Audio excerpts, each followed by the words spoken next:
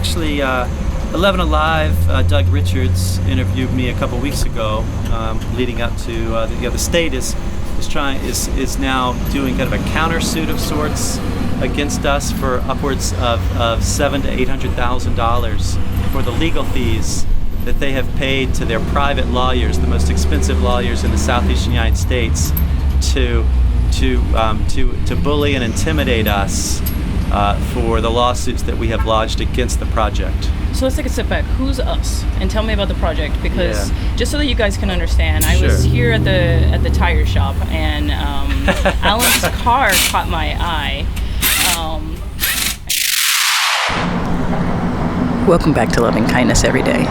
Y'all hear the MARTA? Yeah, it's okay. We're outside. We're outside. We're at the tire shop. We're talking to Alan about Rivians. All right? His sticker on the back of his car did catch my eye, and we'll talk about that. Whoa. It's loud out here today, you guys.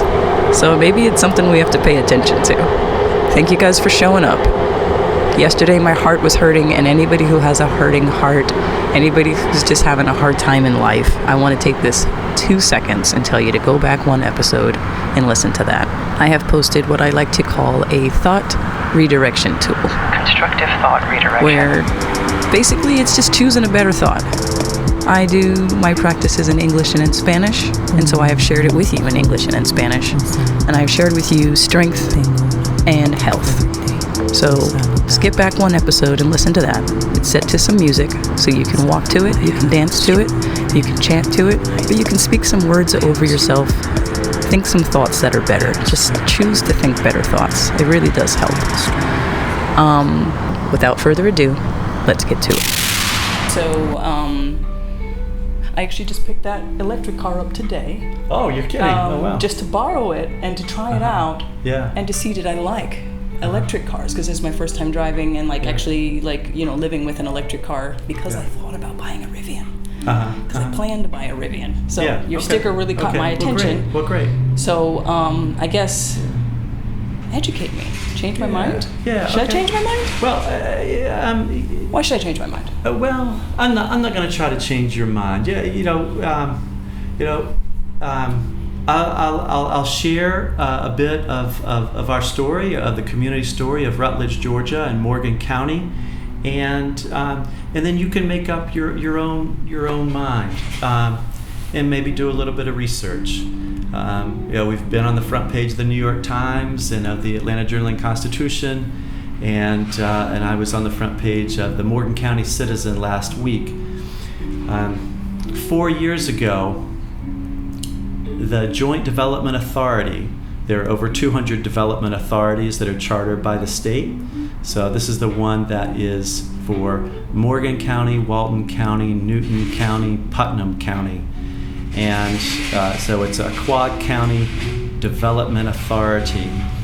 And they helped lure and attract Rivian, as Rivian was looking for a new territory to create their next big factory. They've got one factory right now in Normal, Illinois, and I laud them for that because it's an old Mitsubishi plant.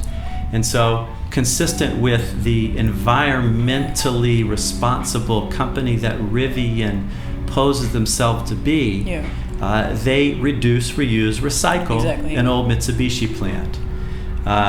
There goes a Rivian right there. Literally. So I applaud that, and I applaud Rivian for recycling the plastic, if I understand correctly, that is used in their vehicles. And there's another one. I saw 3 as I was driving home to get my recorder. Okay. Really. I was like, wow, okay. Yeah, so if I understand correctly, they are using plastic that is harvested from the ocean. Oh. And we need to do that, right? For sure, we need to reduce, reuse, recycle. Yeah. And we also need to reduce, reuse, recycle oil. We need to reduce our dependency on oil from wherever it comes, whether it be from the Gulf and Deepwater Horizon explosion to the Niger Delta, one of the richest estuaries in the world in West Africa, where Shell, Chevron, Texaco, just like they operate in Ecuador, are destroying rich ecosystems of which all of God's creation depend, and our brothers and sisters of Nigeria, Ecuador, you name it. And I've been studying climate change and been transformed by the climate science all the way back in the 1990s. So I'm 51 years old, and my name is Alan Jenkins. Again, I'm an ordained Presbyterian minister, ordained to a ministry of creation care, environmental responsibility. So I preach and teach on these issues.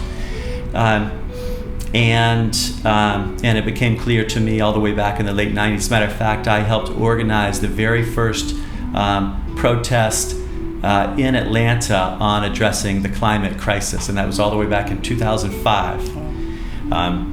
And so one of Rivian's aims is to help get us off fossil fuels. I believe that's important.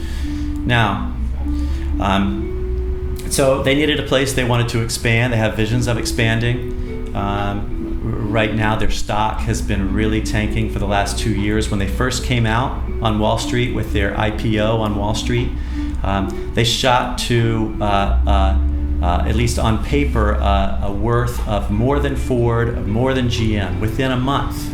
And they had the investors of George Soros and Jeff Bezos, and a commitment with Amazon to build over 200,000 commuter vans, what do you call those? Little prime van things. Yeah, the prime Rivian vans, right? So, and you've seen those cargo around vans. town. Yeah. I've seen those. So,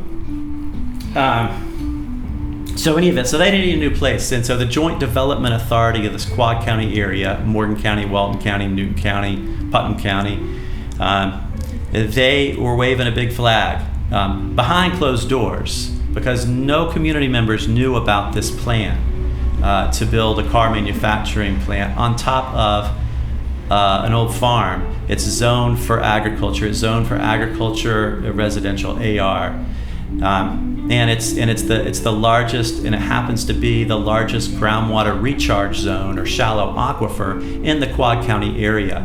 And so it's the headwaters of Honeycutt Creek, Rawlings Branch Creek, which goes through our property, and then Dennis Creek. And so those lead into the Little River and ultimately into the Altamaha River. So this is an environmental company. We were assured, the community was assured that they were going to be environmentally responsible. And then they started grading the land. And that's when we started raising issues and looking into the matters deeper. At a 20,000 foot level, Rivian is great. Right. At a 20,000 foot level, Rivian is fantastic. It looks good. But then, and with 7,500 jobs to be created here in the state of Georgia in the quote unquote, green, clean energy sector.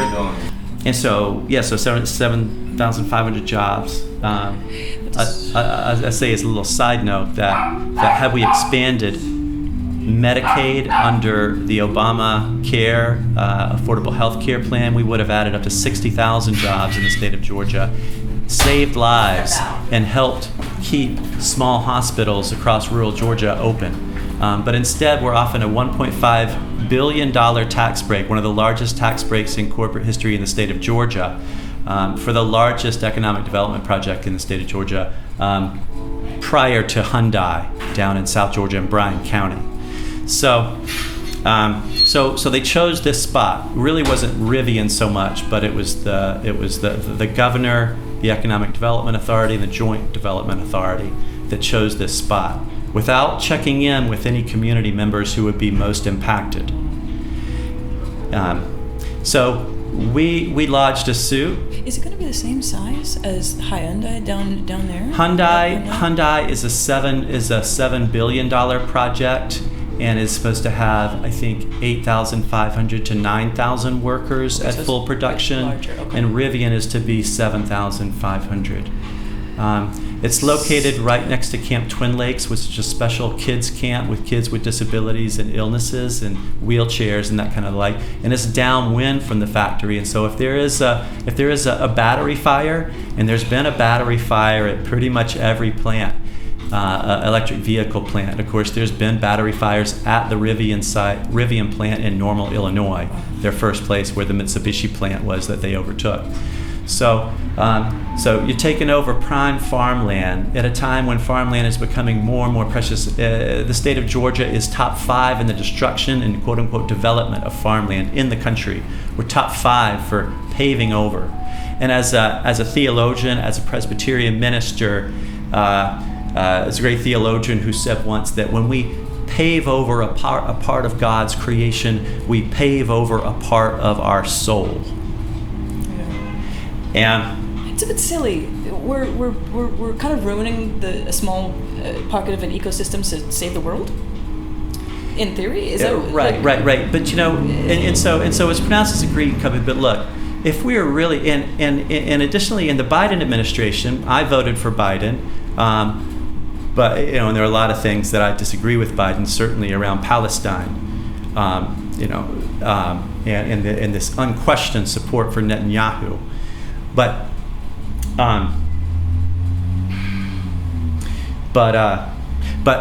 under his Department of Energy, right before he rolled out of office, the Department of Energy offered a loan of $6.6 billion to Rivian. As Rivian was tanking, Rivian still hasn't made a profit. Rivian is losing over $40,000 per vehicle that they make. And so our federal government is investing $6.6 billion in a failing company. They might turn around. And if you read independent investors on Wall Street, when they're purely looking at the numbers and the possibility of making a profit, not concerned with any environmental or local, political issue, they're simply looking at the hard facts. They're still 50-50. Sometimes the motley fool investor analysis will say they're a buy, and the next week they'll say we don't think they're a buy. So we as a nation are investing $6.6 billion. Now imagine, and it's a loan. Elon Musk got a loan for about $800 million 10, 12 years ago for Tesla. And he just last year was able to pay that off. That's one of the wealthiest companies in the world, and it took them 10 years to pay off $800 million.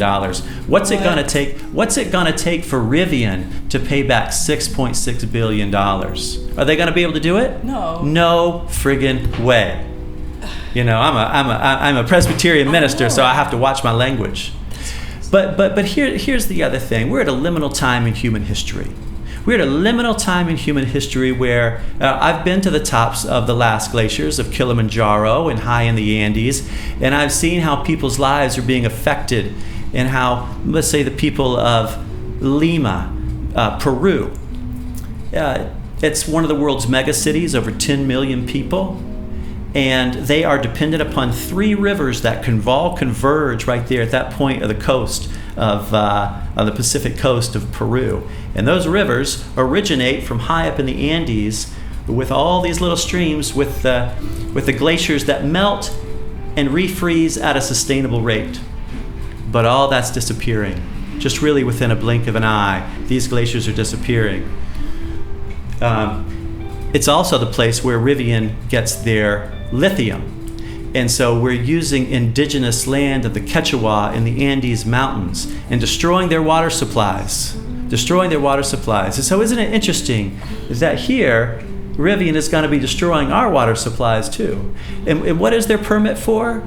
How much water withdrawal is their permit for per day? That the Environmental Protection Division of Georgia has given them 2.7 million gallons of water a day. No way. Now, what they use that water for, I don't know. They say they're going to recycle a lot, but they're also posing 25 new data centers in that region as well. And we know that data centers are a huge water consumption as well. And so as temperatures rise, we know that one of the most important things is to reduce fossil fuels and to protect land. If we don't protect land in the watershed, we'll have no water. But look, $6.6 billion in federal grant to a failing company, $1.5 billion in tax breaks, not to mention free infrastructure by the Georgia Department of Transportation.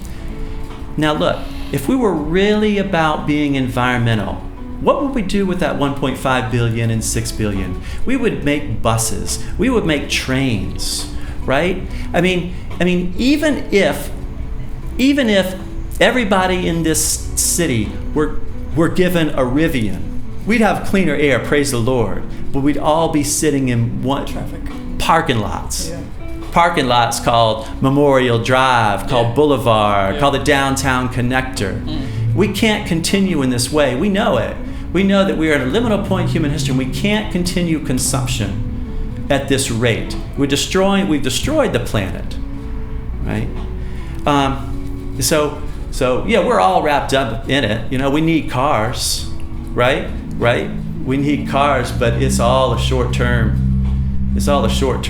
thing. Ultimately, we've got to free ourselves from the cars that rule our lives, and that pave over God's creation. As I said, when we pave over a part of God's creation, we pave over our souls, a part of our soul.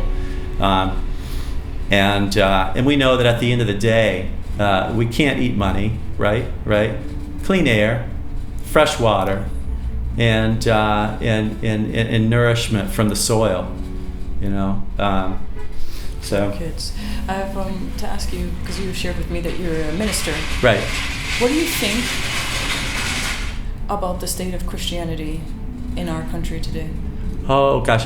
Well, you know, that's such a broad question, because you know, we say, what is the state of Islam in the world? Well, you know, I'm as a hospice and a pediatric hospice chaplain, I quote from the Islamic scriptures and from the great Sufi mystic Rumi, amongst others. So, you know, there's just so much diversity within Islam, within Christianity, within Buddhism, right? And so what is the state of Christianity in the U.S. today? Well, it runs the gamut, and I'm proud to be a member of Oakhurst Presbyterian Church, which is a voice for peace and justice and addressing the original sin of the U.S. of racism. And so that's kind of our one primary mission of addressing racism in a context of faith, and as a witness to our community, witness with our community. But I do know that there are a lot of churches that are not thinking with their minds. You know, they're praising God with their hearts, but they're not using their minds, and not challenging the growing divides in this country, the causes of poverty, the causes of homelessness in this country, the gross concentration of power in this country, I got to include myself in it too, because we're all in this together. We're not challenging the strength and power of the military-industrial complex. Right? And then we begin to associate the USA with God's blessing. You know, God bless America. But we remember the Reverend Jesse Jackson, who said,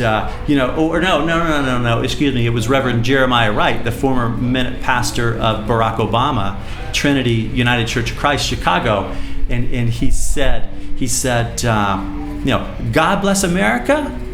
No, the question is, can America be a blessing to God? Right, the psalmist talks about, my soul blesses the Lord, praise the Lord, bless the Lord. It's not about demanding that God bless us. No, we are to be a blessing to God and to one another. And to blindly support Benjamin Netanyahu and the right-wing government of Israel, supported by our weapons, without thinking about the least of these, without thinking about the call of the gospel to be peacemakers. Blessed are the peacemakers, for they shall be the children of God. And so a lot of churches today are confusing weapons with peacemaking, and it blows the mind. Google Alan D. Jenkins and the word Rivian together. See what you find, and see, does it influence you or change your mind. If you feel passionately or strongly about this, or you have an opposition to what Alan had to say, contact me, let me know. We'll talk about it. But for now, I'm going to leave it there. And I'm going to ask a question. I'm not sure, but should we be saying no to Rivian for real? Because, I mean, that's a Ford Mustang GT. I drove one of those for a long time. It took so much gas, I sold it. I was just like heartbroken, spending $500-600 a month on gas for my Mustang. I'm gonna leave you guys with that. I'm gonna ask you guys to share the show, share what you feel about the show, like, subscribe, comment. Reach out to me. Let me know what you think for real. We'll talk soon. You guys take care. I love you.